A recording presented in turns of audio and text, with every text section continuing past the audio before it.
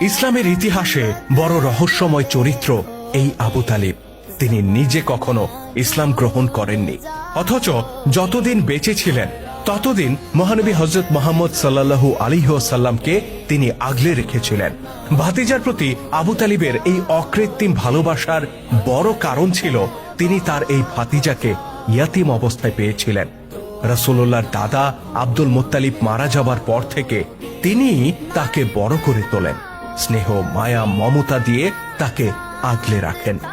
ভাতিজা মোহাম্মদ সবার থেকে আলাদা। আগামী দিনে সে আরবের ইতিহাস বদলে দেবে এমন একটা ইঙ্গিত আবু তালিব আগেই পেয়েছিলেন।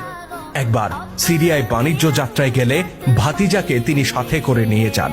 কুরাইশদের যে বাণিজ্য কাফেলার সাথে তারা যাচ্ছিলেন, পথিমধ্যে এক গির্জায় সেই কাফেলাকে আপ্যায়ন করা হয়।